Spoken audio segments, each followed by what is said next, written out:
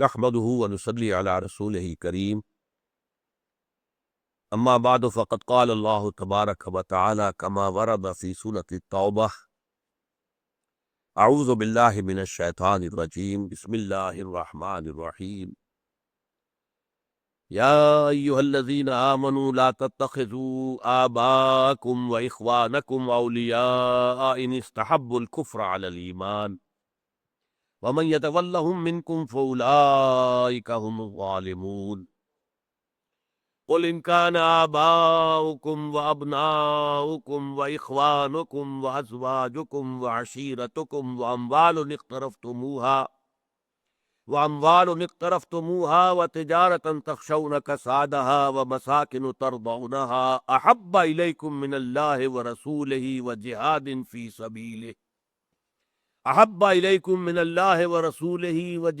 في سبيله فتربصوا حتى يأتي الله بأمره واللہ لا یہدی القوم الفاسقین صدق اللہ العظیم رب اشرح لی صدری ویسر لی امری واحلل عقدۃ من لسانی یفقہوا قولی اللہم ربنا الہمنا رشدنا واعذنا من شرور انفسنا اللہم ارنا الحق حقا وارزقنا اتباعہ وارنا الباطل باطلا وارزقنا اجتنابہ آمین یا رب العالمین۔ میں گزشتہ نشست میں عرض کر چکا ہوں کہ سورہ توبہ کے دوسرے اور تیسرے رکوع کی جو 18 آیات ہیں ان میں وہ کچھ ذہنی کشاکش جو غزوہ مکہ سے پہلے کچھ لوگوں کے اندر پائی جا رہی تھی، جن میں نمبر 1 تو ظاہر ہے اظہر بن الشمس منافقین تھے، پھر یہ کہ کچھ مسلمان بھی جو نیک دل سلیم الفطرت لیکن یہ کہ ایمان بہت زیادہ گہرا نہیں تھا، وہ بھی اس کہتے تھے کہ آخر قریش جو ہے وہ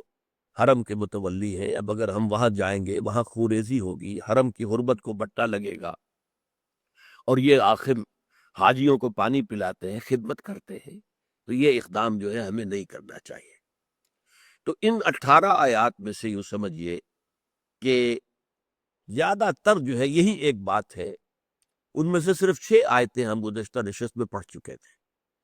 اب یہ چونکہ تسلسل کے ساتھ درس قرآن کا سلسلہ نہیں ہے، اس لیے میں نے باقی آیات کو چھوڑ کر اب جو آخری 2 آیات ہیں ان 2 رکوعوں کی وہ میں نے تلاوت کی، لیکن ان سے بھی پہلے درمیانی ایک آیت کو میں چاہتا ہوں کہ ذرا آپ نوٹ کر لیں۔ فرمایا ام حسبتم ان تترکوا ولما یعلم اللہ الذین جاہدوا منکم ولم یتخذوا من دون اللہ ولا رسولہ ولا المؤمنین ولیجہ واللہ خبیر بما تعملون۔ اے مسلمانوں، اگر تمہیں کچھ خیال ستا رہا ہے کہ تمہارے اہل و عیال وہاں ہیں، اگر یہ چکی چل گئی جنگ کی، بھٹی دہک گئی، تو وہ گندم کے ساتھ وہ بھس بھی پس جائے گا۔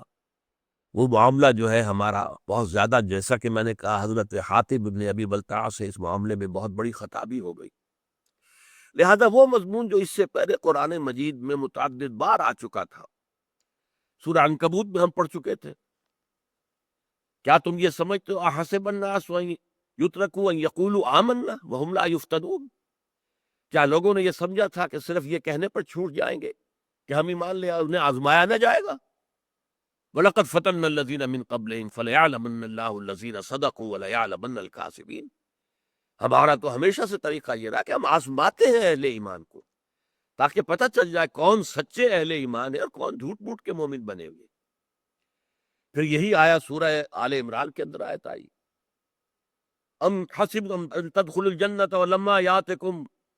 تمہارے اوپر ابھی تک وہ تو آیا نہیں ہے وہ حالات کہ جو تم سے پہلے لوگوں کے اوپر حالات آئے تھے، مستهم البأساء والضراء وزلزلوا حتى يقول الرسول والذین معه متى نصر اللہ الا ان نصر اللہ قریب۔ وہ جو بڑی بڑی سختیاں آتی رہی ہیں اہل ایمان پر، اے مسلمانہ تم پر تو ابھی وہ آئی ہیں نہیں۔ پھر اسی مضمون کی آیت جو ہے سورہ آل عمران میں، وہی مضمون آج پھر یہاں دہرایا جا رہا ہے۔ ام حسبتم ان تترکوا، کیا تم نے سمجھا تھا کہ چھوٹ جاؤ گے، اللہ تعالیٰ کی پکڑ سے بچ جاؤ گے؟ وَلَمَّا يَعْلَمِ اللَّهُ الَّذِينَ جَاهَدُوا مِنكُمْ، ابھی تو اللہ نے دیکھا ہی نہیں ہے کہ تم میں سے کون واقعتاً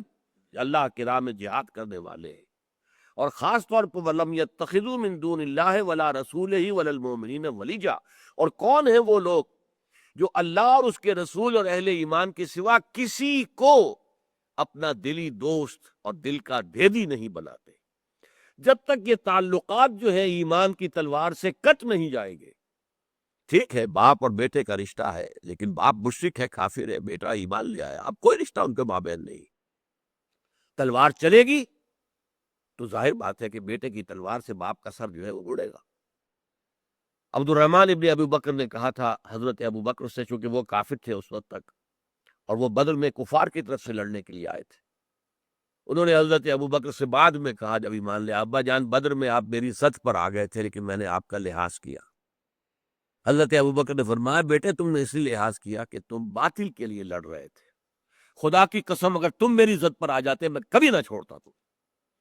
تو یہ ہے ایمان کا تقاضا، رشتے قطع ہیں، منقطع ہو چکے ہیں۔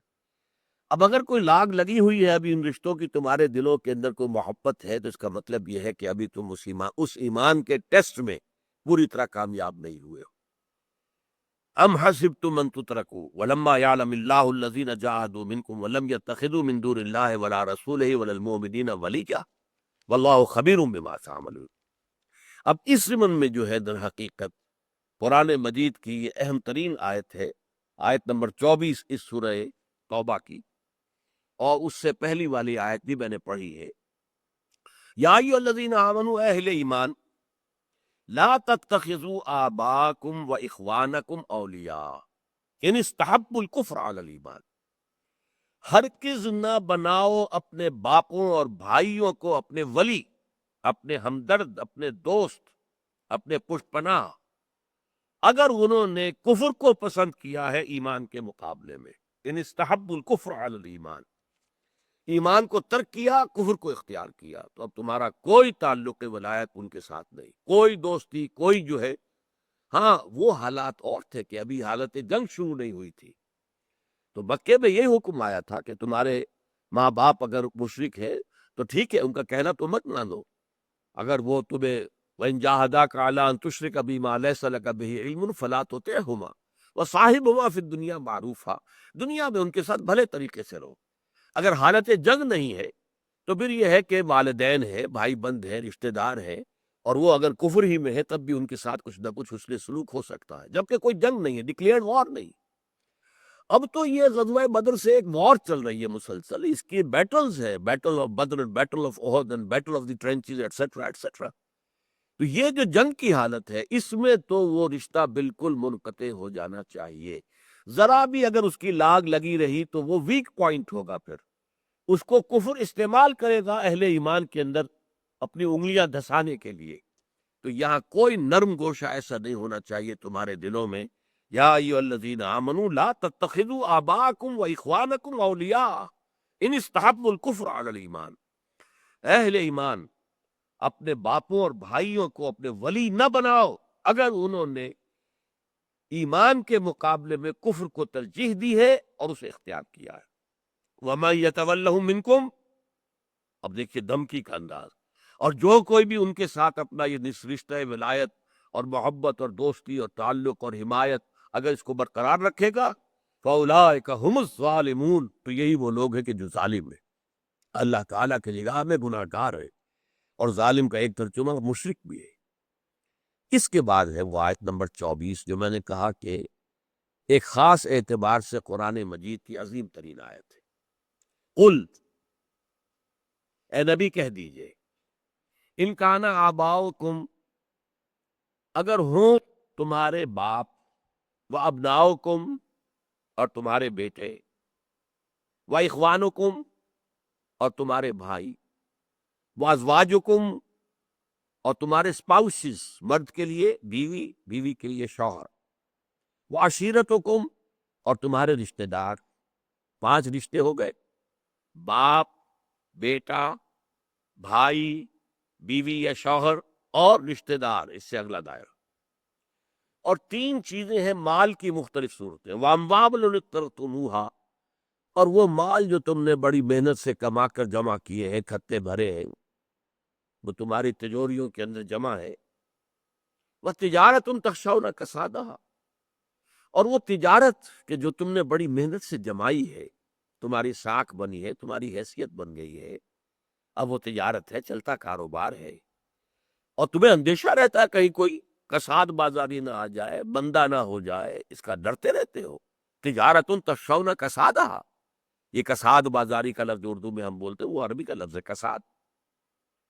وَمَسَاكِنُ تَرْضَوْنَهَا، اور وہ گھر مسکن جو تمہیں بہت پسند ہے، بڑی محنت سے بنائے ہیں، حویلی بنائی ہے، کوٹھی بنائی ہے، ولا بنایا ہے، محل بنایا ہے، اسے سجایا ہے، اس میں کہاں کہاں سے لا کے کون سا ماربل لگے گا یہاں پر، وہ عام ماربل کی بھی بڑی قسمیں ہیں، قیمتی سے قیمتی ماربل لا کر آپ اس میں لگا رہے ہیں، اور کیا فٹنگز ہوں گی باتھ رومز کے اندر۔ پھر تم نے لا لا کے ڈیکوریشن پیسز رکھے ہیں اپنے ڈرائنگ روم میں، تو آتے ہی ذرا دیکھیں یہاں یہ کیا کیا رکھا ہوا، یہ تمہیں بہت پسند ہے نا۔ لیکن اگر یہ 8 چیزیں احب الیکم من اللہ ورسولہ وجہاد فی سبیلہ، اگر یہ 8 چیزیں زیادہ محبوب ہیں تمہارے نزدیک اللہ سے اور اس کے رسول سے اور اللہ کی راہ میں جہاد کرنے سے، فتربصوا، تو جاؤ انتظار کرو، حتی یاتی اللہ بامرہ، یہاں تک کہ اللہ اپنا فیصلہ سنا دے۔ واللہ لا یہدی القوم الفاسقین، اور اللہ ایسے فاسقوں کو ہدایت نہیں دیتا۔ یہ نوٹ کر لیجئے، یہ ہے قرآن کا فیصلہ۔ بڑا پیارا شعر اقبال کا ہے، یہ مال و دولت دنیا، یہ رشتہ و پیوند،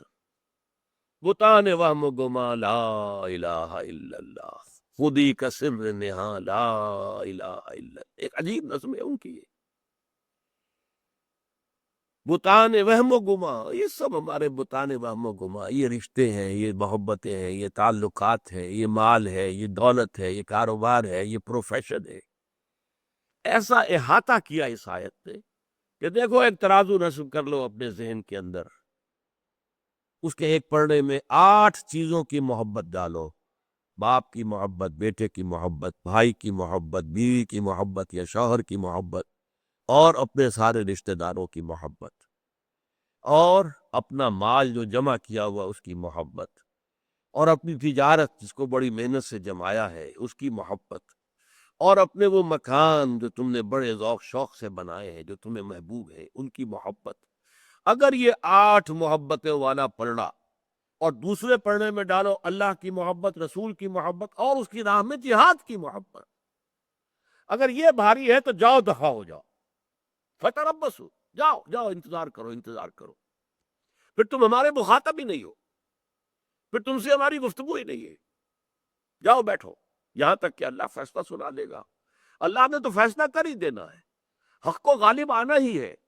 باطل مغلوب ہو کر رہے گا۔ یہ تو سورہ بنی اسرائیل میں آیت آ چکی، قل جاء الحق وزهق الباطل ان الباطل كان زهوقا، وہ تو کوئی دیر کی بات ہے، لیکن یہ کہ اگر اب بھی تمہارے پاؤں میں یہ بیڑیاں پڑی ہوئی ہیں، اب بھی یہ محبتیں تمہیں روکتی ہیں اللہ کی محبت، اللہ کے رسول کی محبت اور اللہ کی راہ میں جہاد کی محبت سے، تو جاؤ دفع ہو جاؤ، انتظار کرو، گو اینڈ ویٹ، فتربصوا حتی یاتی اللہ بامرہ، یہاں تک کہ اللہ اپنا فیصلہ سنا دے۔ واللہ لا یہدی القوم الفاسقین، اور اللہ تعالیٰ ایسے فاسقوں کو، ناہنجاروں کو، ایسے نافرمانوں کو زبردستی ہدایت نہیں دیتا۔ یہ ترازو ہے جو ہم میں سے ہر ایک کو اپنے باطن کے اندر نصب کرنی چاہیے۔ دیکھیے ایک نقطہ نوٹ کر لیجئے، صلح حدیبیہ کے بعد حضور صلی اللہ علیہ وسلم کی جو دعوت اور تحریک تھی وہ 2 حصوں میں تقسیم ہو گئی۔ صلح حدیبیہ تک آپ کی ساری محنت صرف عرب کے اندر ہو رہی تھی، بلکہ زیادہ صحیح یہ ہوگا 10 برس صرف مکے اور اس کے گرد و نواح، 10 برس۔ اس کے بعد پھر عرب، مدینہ ہجرت کرنے کے بعد دائرہ وسیع ہوا، لیکن اس کے علاوہ آپ نے نہ کہیں سفیر بھیجا، نہ کوئی خط بھیجا، یوں سمجھیے کہ تقریباً 20 برس تک، 19 برس تک آپ نے کوئی دعوتی سلسلہ عرب کے حدود سے باہر نہیں شروع کیا۔ البتہ جب اللہ نے اسے صلح حدیبیہ کو فتح مبین قرار دے دیا، انا فتحنا لک فتحا مبینا، تو اب حضور کی دعوت جو ہے 2 حصوں میں آگے بڑھ رہی ہے۔ ایک اندرون ملک عرب، ابھی اس کو اور کئی منزلیں طے کرنی ہے، اور ایک بیرون عرب بھی آپ نے آغاز کر دیا۔ بیرون عرب کا آغاز کیسے کیا؟ آپ نے دعوتی خطوط لکھے، ہرکلیس، ہرقل اعظم، قیصر روم، اور خسرو پرویز، عظیم کسرا جو تھا وہ ایران کا، مقوقس شاہ مصر، پیٹریارک تھا وہ مصر کا، اسی طرح نگوس یا نجاشی، اور بھی یہ بحرین کا بادشاہ تھا، وغیرہ وغیرہ، سب کو خطوط بھیجی۔ تو ایک سمت تو اب یہ ہو گئی، اور ایک ابھی سلسلہ جو ہے اندرون ملک چل رہا ہے۔ اندرون ملک جیسا کہ میں نے آپ سے عرض کیا، پہلا فائدہ تو یہ ہوا کہ اب دائرہ جو ہے دعوت و تبلیغ کا بے کھٹ کے وسیع کر دیا گیا۔ اس سے پہلے تو 70 صحابہ بھی شہید کر دیے گئے تھے،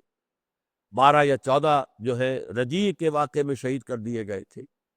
انہیں دھوکہ دے کر بلایا گیا تبلیغ اور دعوت کے لیے، تعلیم کے لیے، اور شہید کر دیا گیا۔ اب کھٹکا نہیں تھا کہیں بھی، صلح ہو چکی ہے، لہذا دعوت و تبلیغ کا سلسلہ جو ہے بڑے پیمانے پر آپ نے شروع کیا۔ نمبر 2، اب کیا ہوا؟ اندرون ملک غزوہ خیبر محرم سن 7 میں ہو گیا۔ ذی قعدہ سن 6 کے اندر صلح حدیبیہ ہوئی ہے، ذی قعدہ سن 6، یوں سمجھیے کہ 2 مہینے بعد ہی حضور نے فوراً قصد کیا اور غزوہ خیبر، اور وہیں اس کے ساتھ ضمیمہ تھا غزوہ وادی القریٰ۔ گویا کہ یہ جو اڈا بن گیا تھا یہودیوں کا، پہلے سے آباد تھے وہاں پر خیبر میں اور وادی القریٰ میں یہود، اور یہاں سے جو نکل کر گئے تھے مدینے سے بنو قینقاع، بنو نذیر، وہ بھی وہیں پر جا کر بیٹھ گئے تھے، تو حضور نے ان کا زور توڑ دیا، کچل دیا انہیں۔ پھر یہ ہے کہ نجد کے کچھ بدوؤں نے سم اٹھایا تھا، شرارتیں کی تھی، ان کو سرکوبی کے لیے غزوہ ذات الرقاع سن 7 ذی قعدہ میں پھر آپ نے عمرہ قضا ادا کیا۔ وہ عمرہ جو طے ہو گیا تھا کہ اگلے سال آپ آئیے گا، صلح حدیبیہ میں انہوں نے کہہ دیا تھا اس دفعہ تو جائیے، ہم اپنی مونچھ جو ہے وہ نیچی نہیں کریں گے، اس دفعہ تو نہیں کرنے دیں گے آپ کو عمرہ، نتھنگ ڈوئنگ، ہاں اگلے سال آپ آ جائیے، ہم 3 دن کے لیے مکے کو خالی کر دیں گے، ہم پہاڑیوں کے اوپر چڑھ جائیں گے، خالی ہوگا مکہ بالکل، اور آپ 3 دن رہے اور طواف کریں اور عمرہ کریں، جو چاہے کریں۔ تو وہ آپ نے ذی قعدہ سن 7 میں عمرہ ادا کی۔ اس کا بھی آپ سوچئے پورے عرب پر کس قدر گہرا اثر ہوا ہوگا کہ آج محمد اور ان کے ساتھی جو ہے بلا روک ٹوک عمرہ ادا کر رہے ہیں۔ اور پھر رمضان سن 8 میں عمرہ قضا ذی قعدہ میں ہوا ہے، اور رمضان میں جو ہے سن 8 کے اندر مکہ فتح ہو گئے۔ یہ جو کام ہوئے ہیں، اب اس کا جو کلائمیکس ہے وہ میں چاہتا ہوں کہ آپ نوٹ کر لیں۔ اس کے بعد جو ہے اللہ تعالیٰ کی طرف سے سن 9 ہجری کے اندر وہ آیات نازل ہوئی ہے کہ جو سورہ توبہ کے پہلے رکوع میں شامل ہیں، 6 آیات۔ یہ گویا کہ موپنگ اپ آپریشن تھا کہ اب جب کہ کفر اور شرک کی طاقت ختم ہو چکی ہے جزیرہ نما عرب میں، اب اعلان کیا گیا کہ اب مشرکین کے ساتھ کوئی معاہدہ نہیں ہے۔ جن کے ساتھ معاہدے تھے مدت کے ساتھ کہ اتنی دیر کے لیے وہ مدت پوری کر دیں گے، جن کے ساتھ غیر مدت کے تعین کے معاہدے تھے انہیں ہم 4 مہینے دے رہے ہیں، 4 مہینے کے اندر اندر یا ایمان لے آئے اور یا پھر جزیرہ نما عرب چھوڑ کر یہاں سے دفع ہو جائے، ورنہ قتل عام شروع ہو جائے گا۔ یہ 6 آیتیں وہ ہیں کہ جو آج پوری دنیا میں بہت زیادہ کھٹک رہی ہیں لوگوں کو۔ سورہ توبہ کی ان آیات کو وش جو ہے تلا ہوا کہ انہیں قرآن سے نکالا جائے پوری قوت کے ساتھ، جہاں تک جو نصاب میں اگر کہیں آ گئی ہیں تو ان کو تو نکلوا دیا انہوں نے، کیونکہ اس میں بظاہر ایسا محسوس ہوتا ہے کہ مسلمانوں کو ہمیشہ کے لیے یہ حکم دے دیا گیا کہ کافروں کا، مشرکوں کا قتل عام کرو، حالانکہ یہ بات غلط ہے۔ یہ مشرکوں کے لیے خاص معاملہ تھا، عرب کے مشرکین کے لیے، امیین عرب، حضور کی بعثت خصوصی تھی امیین عرب کے لیے۔ هو الذی بعث فی الامیین رسولا منہم، انہی میں سے تھے آپ، امیین میں سے تھے، بنی اسماعیل میں سے تھے، تو آپ کی اصل بعثت، پرائمری بعثت جو ہے وہ بنی اسماعیل کی طرف تھی، البتہ آپ کی بعثت عمومی پوری دنیا کی طرف تھی۔ تو یہ قاعدہ جو ہمیشہ سے چلا آ رہا تھا اللہ تعالیٰ کا کہ اگر کسی رسول کو بھیج دیا جائے کسی قوم کی طرف اور وہ رسول کا انکار کر دیں، ان کی دعوت جو ہے پوری سامنے آنے کے بعد، تو وہ قوم ہلاک کر دی جاتی تھی۔ قوم نوح ہلاک کی گئی اسی قاعدے کے تحت، قوم ہود، قوم صالح، قوم شعیب، سدوم اور عمورہ کی بستیاں، آل فرعون غرق کی، کس لیے؟ اسی قاعدے سے۔ تو حضور صلی اللہ علیہ وسلم کی چونکہ بعثت خصوصی تھی الی اہل العرب، مشرکین عرب، لہذا ان کے بارے میں قانون یہ تھا کہ اب اگر یہ ایمان نہیں لائیں گے تو یا تو اللہ تعالیٰ کسی اور عذاب کے ذریعے سے انہیں ختم کرتا، یا دوسری شکل یہ کی گئی کہ اہل ایمان سے کہہ دیا گیا کہ انہیں 4 مہینے کی مہلت دے دو، اس 4 مہینے کی مہلت کے اندر اندر ایمان لے آئے تو جان بخشی ہے، ورنہ 4 مہینے ختم ہوں گے تو پھر ان کو قتل عام کرو، جہاں چاہو جہاں پاؤ قتل عام کرو۔ یہ آیت قرآن مجید کی سخت ترین آیات میں سے ہے۔ براۃ من اللہ ورسولہ الی الذین عاہدتم من المشرکین، اللہ اور اس کا رسول بری ہے تم نے جو بھی معاہدے کیے ہیں مشرکین کے ساتھ ان سے۔ پچھلے درس میں جو بات آئی تھی یہاں وہ بہت اور کھل کر آ گئی۔ فسیحوا فی الارض 4 اشہر، تو اب یہ مشرکین سے کہا جا رہا ہے آپ زمین میں گھومو پھرو 4 مہینے۔ وَاعْلَمُوا أَنَّكُمْ غَيْرُ مُعْجِزِ اللَّهِ، جان لو تم اللہ کو عاجز نہیں کر سکتے، وَأَنَّ اللَّهَ مُخْزِي الْكَافِرِينَ، اور اللہ تعالیٰ ان کافروں کو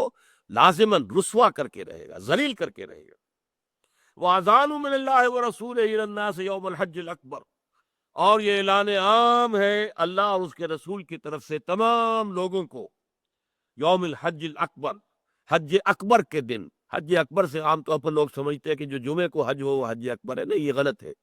قرآن کی روح سے جو حج اکبر ہے وہ حج ہے، حج اصغر جو ہے وہ عمرہ ہے، عمرے کو حج اصغر کہتے تھے، حج اکبر جو ہے وہ حج ہے۔ تو یہ حج تھا جو سن 9 ہجری میں جب حج ہو رہا ہے تو اس میں یہ اعلان کرا دیا گیا، یہ آیات نازل ہوئی ہیں جبکہ حضور نے قافلہ روانہ کر دیا تھا، آپ خود نہیں گئے تھے،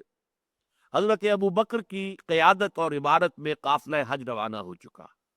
جب قافلہ جا چکا یہ 6 آیتیں نازل ہو گئی، پھر حضور نے حضرت علی کو بھیجا، جاؤ علی، اور جا کر وہ اعلان عام کر دو، یہ جب مکے کے اندر جب وہاں حج کے موقع پر تمام عرب کے لوگ جمع ہوں گے یہ اعلان عام کر دو، میری طرف سے تم اعلان کرو۔ حضرت علی جو ہے منزل منزل تیزی کے ساتھ دوڑتے ہوئے آ گئے، ابھی راستے ہی میں تھا قافلہ، پہنچ گئے۔ حضرت ابو بکر نے ان کو دیکھا تو دیکھتے ایک سوال کیا، ذرا نوٹ کیجئے کس قدر وہاں نظم اور ڈسپلن کی بات ہوتی تھی۔ حضرت ابو بکر پوچھتے ہیں امیر او مامور، علی تم امیر کی حیثیت سے آئے ہو یا مامور کی حیثیت سے؟ یعنی آیا اللہ کے رسول نے مجھے معزول کر کے تمہیں امیر بنا کر بھیجا ہے، امیر الحج، تو ٹھیک ہے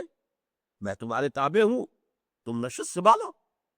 اور مامور ہوں، یا یہ کہ تم مامور ہی رہو گے اور یہ جو ذمہ داری ہے امیر الحج کی وہ میرے پاس ہی رہے گی۔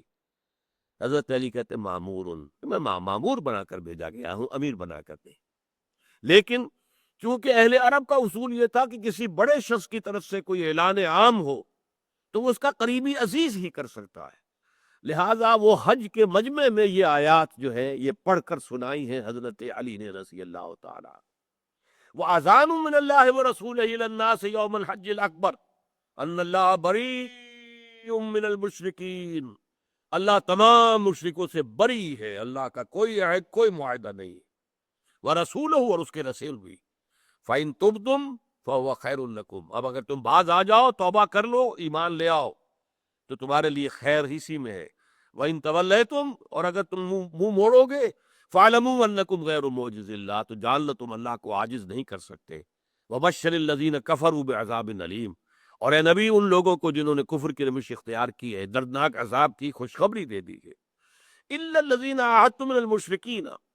ثُمَّ لَمْ يَنقُصُوكُمْ شَيْئًا وَلَمْ يُظَاهِرُوا عَلَيْكُمْ أَحَدًا فَأَتِمُّوا إِلَيْهِمْ عَهْدَهُمْ إِلَىٰ مُدَّتِهِمْ، سوائے ان کے جن سے مشرکین میں سے تم نے عہد کیا تھا، پھر انہوں نے کوئی کمی نہیں کی ہے تمہارے عہد میں، اور نہ تمہارے خلاف کسی کی مدد کی ہے، کسی اور کا ساتھ دیا ہے، تو پوری کر دو ان کی مدت عہد ان کے لیے۔ اگر وہ 5 سال کا ہے تو ٹھیک ہے، 2 سال کا ہے تو ٹھیک ہے، جس کے ساتھ معاہدہ ہے موقت وقت کا تعین ہے اور انہوں نے کوئی خلاف ورزی نہیں کی ہے تو وہ معاہدہ پورا کیا جائے گا۔ ان اللہ یحب المتقین، اللہ تعالیٰ متقیوں ہی کو پسند کرتا ہے۔ بہرحال جن کے ساتھ غیر موقت تھا وہ 4 مہینے دے دیے گئے، یہ نہ ہو کہ اچانک کہہ دیں کہ ہمارا سارا معاملہ تم نے تلپٹ کر دیا، 4 months، 4 مہینے کی مہلت ہے۔ لیکن اس کے بعد جو یہ سخت ترین آیت ہے قرآن کی، جس پر کہ خون کھولتا ہے پوری دنیا کا۔ فَإِذَا انْسَلَخَ الْأَشْهُرُ الْحُرُمُ، جب یہ اشہر حرم ختم ہو جائیں گے، یعنی یہ 4 مہینے جو مہلت دی گئی ہے، فَاقْتُلُوا الْمُشْرِكِينَ حَيْثُ وَجَدتُّمُوهُمْ، تو قتل کرو ان مشرکوں کو جہاں بھی تم پاؤ، وَخُذُوهُمْ، انہیں پکڑو، وَاحْصُرُوهُمْ، ان کا گھیراؤ کرو، وَاقْعُدُوا لَهُمْ، اور ان کے لیے بیٹھو، کل مرصد، ہر جگہ گھات لگا کر بیٹھو انہیں پکڑ کر مارنے کے لیے۔ فَإِن تابوا، پھر اگر وہ توبہ کریں، وَأَقَامُوا الصَّلَاةَ، نماز قائم کریں، وَآتَوُا الزَّكَاةَ، اور زکوٰۃ ادا کریں، فَخَلُّوا سَبِيلَهُمْ، تو پھر ان کا راستہ چھوڑ دو، پھر وہ تمہارے ساتھ مسلمان ہے، برابر کے شریک ہے، اسلامی ریاست کے شہری ہے۔ ان اللہ غفور رحیم، اللہ تعالیٰ غفور اور رحیم ہے۔ وَإِنْ أَحَدٌ مِّنَ الْمُشْرِكِينَ اسْتَجَارَكَ، اور اے نبی اگر مشرکین میں سے کوئی شخص تمہارا پڑوس چاہے، تمہارے پاس آنا چاہے، فَأَجِرْهُ، تو آپ اسے امن دیجئے، پناہ دیجئے، حتیٰ یسمع کلام اللہ، یہاں تک کہ وہ اللہ کا کلام سن لے۔ یعنی جب یہ وارننگ دے دی گئی تو ظاہر بات ہے بہت سے لوگ ابھی تک انہوں نے پرواہ نہیں کی ہوگی کہ سوچیں محمد کیا کہہ رہے ہیں کیا نہیں کہہ رہے، لیکن جب اب یہ چیلنج آ گیا، now you have only 4 months to decide this way or that way، تو اب ان میں سے کچھ لوگ چاہیں گے کہ آ کے سمجھے تو صحیح بات کیا ہے، آپ کیا بات بنوانا چاہتے ہیں، آپ کا دین کیا ہے۔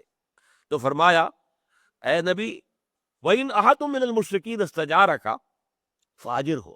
اگر مشرکین میں سے کوئی شخص آپ کی پناہ طلب کرے، فاجر ہو تو اسے پناہ دیجئے، حتیٰ یسمع کلام اللہ، یہاں تک کہ اللہ کا کلام سن لے، قرآن المجید سنے سمجھے دعوت کیا ہے۔ ثم ابلغہ مأمنہ، پھر اسے اس کی امن کی جگہ تک پہنچا دو، یہ نہیں کہ کہو بس سن لیا تم نے اب طے کرو، نہیں مان لاتے تو ابھی کرتے اڑاتے، نہیں، پھر اسے اس کی امن کی جگہ پہنچا دو۔ جس قبیلے سے وہ چل کر آیا تھا، آپ نے امان دی، آپ کے پاس ٹھہرا، آپ نے دین کی دعوت پیش کر دی، اب اسے فیصلہ کرنے کے اندر آزاد چھوڑ دو اور اسے واپس جانے دو، ابلغہ مأمنہ، اور اسے اپنے امن کی جگہ تک پہنچا دو۔ ذالک بانہم قوم لا یعلمون، یہ اس لیے کہ یہ لوگ جانتے نہیں ہیں، ان کے ساتھ یہ رعایت کیجیے۔ یہ آیات ہیں قرآن مجید کی سخت ترین آیات، اور ان سورہ توبہ کی کے آغاز میں آیت بسم اللہ نہیں ہے۔ 114 صورتوں میں سے صرف ایک صورت یہ ہے جو مصحف کے اندر آپ کو لکھی ملے گی، اس میں آیت بسم اللہ شروع میں نہیں ہے۔ اس میں بہت سی آراء ہے، اس لیے کہ اس کے بارے میں حضرت علی کا قول یہ ہے کہ یہ صورت تو تلوار ہاتھ میں لے کر نازل ہوئی ہے، اس میں اللہ تعالیٰ کے رحمان اور رحیم کے نام جو ہے اس کی بجائے اس کی مناسبت جو ہے اللہ کا انتقام، اللہ کا غضب جو ہے وہ جو کہ نمایاں ہے، اس لیے اس صورت سے پہلے آیت بسم اللہ نہیں لکھی جاتی۔ لیکن پھر کوئی بات نوٹ کر لیجئے، یہ ایک خاص حالات کے اندر یہ آیت تھی، یہ مستقل نہیں ہے، دائمی نہیں ہے، ہمیشہ کے لیے نہیں ہے۔ اس کی اپلیکیشن حضور کی حیات طیبہ ہی میں تھی اور ختم ہو چکی ہے۔ اس کے بعد ہمیشہ کا قاعدہ یہ ہے کہ مسلمان اگر طاقت میں ہیں اور وہ جاتے ہیں کسی ملک میں اور حملہ کرتے ہیں تو وہ 3 آفرز دیں گے۔ اگر تم ایمان لے آؤ ہمارے بھائی ہو، برابر کے ہو، ہم یہ بھی نہیں کہیں گے ہم سینئر ہیں تم جونیئر ہو، نہیں، یو آر ایکول، بس اخوانکم فی الدین، وہ تمہارے بھائی ہیں برابر کے۔ اور اس کی علامت کیا ہے؟ ایمان، نماز اور زکوٰۃ، 3 چیزیں کم سے کم۔ اچھا اگر یہ تمہیں منظور نہیں تو تم نیچے ہو کر رہو اور جزیہ دو۔ بالا دست جو ہے، بالا تر نظام اللہ کے دین کا ہوگا، یؤتُ الجزیۃ عن ید وہم صاغرون، یہودیوں سے، عیسائیوں سے، ہندوؤں سے، ایرانیوں سے، مجوسیوں سے، ہر ایک سے۔ پھر یہ بات دوسری یہ ہے تم تابع ہو کر رہنا قبول کرو، تم ہندو، مجوسی، عیسائی، یہودی جو چاہو بن کر رہو، لیکن نظام اللہ کا ہوگا، اللہ تعالیٰ کی حکومت ہوگی، پوری کائنات کا حاکم وہ ہے اور یہاں بھی حکومت اسی کی ہو۔ اچھا اگر یہ بھی پسند نہیں ہے تو پھر آؤ، تلوار ہمارے اور تمہارے درمیان فیصلہ کرے گی، میدان میں آ جاؤ۔ تو وہاں یہ نہیں تھا کہ تم لازماً ایمان لاؤ ورنہ تمہیں قتل کر دیا جائے گا، نہیں، یہ صرف اہل عرب کے مشرکین کے لیے تھا جن میں حضور کی اصل اور اولین بعثت تھی، اور اس میں بھی ایک چوائس تھا کہ اگر تم ایمان نہیں لانا چاہتے اور اس قتل سے بھی بچنا چاہتے تو اب تم یہاں سے ہجرت کر جاؤ، چلے جاؤ۔ چنانچہ ابو جہل کا بیٹا اکرمہ وہ بھی بہت سے لوگوں کے ساتھ اب ہجرت کرنے جا رہا تھا حبشہ کی طرف، اور راستے میں طوفان آ گیا، اور طوفان میں جتنے بھی مشرکین تھے سب نے اللہ کو پکارنا شروع کر دیا، کسی نے نہ لات کو پکارا، نہ عزا کو، نہ منات کو، نہ حبل کو۔ انہوں نے کہا اگر یہی بات ہے، ہماری فطرت میں صرف اللہ ہے، تو پھر ہم کہاں جا رہے ہیں؟ محمد اسی کی تو دعوت دے رہے ہیں صلی اللہ علیہ وسلم۔ وہ واپس آ کر ایمان لے آئے، اور بڑے کارہائے نمایاں انہوں نے سر انجام دیے، اور جو نئے جھوٹے نبی اٹھ کھڑے ہوئے تھے جنگ یمامہ میں وہ شہید ہوئے ہیں، اور انہوں نے بہت جو ہے اپنی بہادری کا ثبوت دیا اسلام کے دفاع میں۔ تو یہ آیتیں ایک خاص مخصوص پس منظر کی آیات ہے،